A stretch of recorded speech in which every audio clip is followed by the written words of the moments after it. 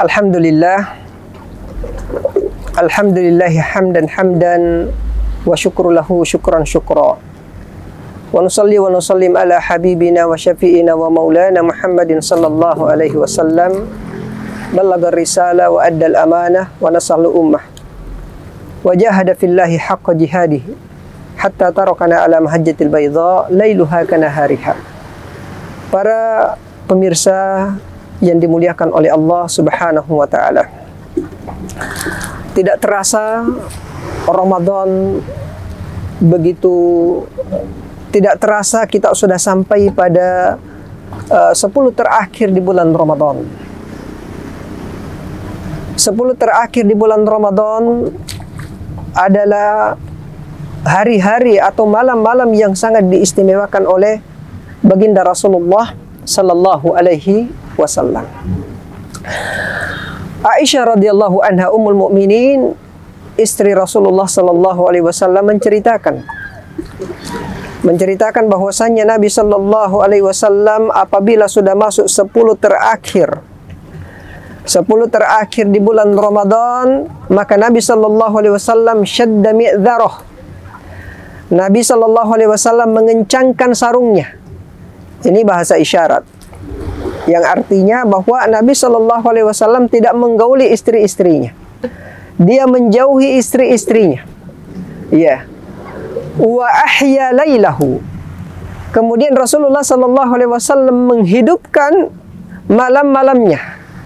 Menghidupkan malam-malamnya, ya, berarti dalam artian Nabi sallallahu alaihi wasallam ya bangun melakukan qiyamul lail. Bangun melakukan zikir kepada Allah Subhanahu wa taala, tilawatil Quran. Kemudian wa ayqadha ahlahu. Beliau Rasulullah sallallahu alaihi wasallam membangunkan istri-istrinya. Membangunkan istri-istrinya supaya mereka juga bisa melakukan qiyamul lail, bisa juga menghidupkan malam-malam 10 terakhir di malam bulan Ramadan. Para pemirsa yang dimuliakan oleh Allah Subhanahu wa taala. Nabi kita Muhammad sallallahu alaihi wasallam adalah manusia yang paling bertakwa kepada Allah. Adalah manusia yang paling loba dengan keutamaan pahala. Adalah manusia yang paling tahu tentang amalan-amalan yang mulia. Amalan-amalan yang berlipat ganda pahalanya di sisi Allah Subhanahu wa taala.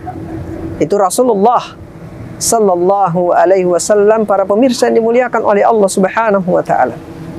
Nah, oleh karenanya kita sebagai umatnya hendaklah kita mencontoh beliau. Ya. Karena Nabi saja, di mana Nabi sallallahu alaihi wasallam itu yang paling tinggi surganya, yang paling banyak amalan-amalannya, yang paling banyak amalan solehnya. Akan tetapi beliau masih saja mencari sebab-sebab, mencari wasilah-wasilah, mencari waktu-waktu yang penuh dengan berkah, di mana di dalam waktu itu Allah lipat gandakan ibadah-ibadah yang kita lakukan. Maka tentu kita lebih aulah, tentu kita lebih pantas, sebab kita ini yang kurang ibadahnya, kita ini yang banyak dosa dan maksiatnya. Maka kita harus berqudwah, bercontoh kepada baginda Rasulullah sallallahu alaihi wasallam dengan memperbanyak amalan-amalan pada hari-hari yang penuh dengan berkah tersebut. Para pemirsa yang dimuliakan oleh Allah, apa saja yang kita lakukan pada malam-malam itu? Di antaranya adalah yang paling minimal yang kita lakukan, kita jaga solat isyah kita dan kita jaga solat subuh kita pada malam 10 terakhir. Itu yang paling minimal. Seandainya mungkin kita tidak bisa beriktikaf karena ada penghalang yang memang tidak bisa kita tinggalkan, maka jangan sampai kita terlewatkan melakukan sholat isya secara berjamaah dan melakukan sholat subuh secara berjamaah. Karena ada hadis yang menjelaskan, siapa yang melakukan sholat isya secara berjamaah, maka seolah-olah dia telah melakukan sholat seperdua, ya seperdua malam. Siapa yang melakukan sholat subuh secara berjamaah, maka seolah-olah dia telah sholat sepanjang malam. Ya. Tapi kalau misalnya ya tidak ada yang kemudian uzur bagi kita, tidak ada penghalang, maka alangkah baiknya kita bisa menghidupkan malam-malam kita dengan beriktikaf.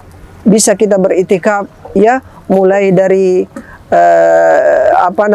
di hari ke-19 daripada bulan Ramadan, di malam ke-20 di bulan Ramadan kita sudah masuk ke dalam masjid dan kita melakukan i'tikaf di dalam masjid, kita berdiam diri di dalam masjid, dan sampai kemudian kita melakukan sholat hari raya, baru kemudian kita keluar dari masjid Allah Subhanahu wa taala, kita fokus beribadah di dalamnya.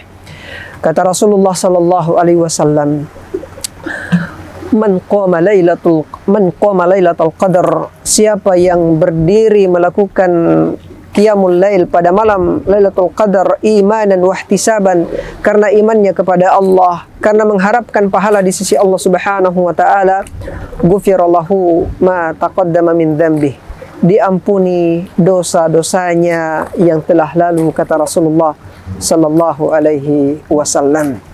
Jadi mari para pemirsa yang dimuliakan oleh Allah Subhanahu wa taala, kita berjaga-jaga.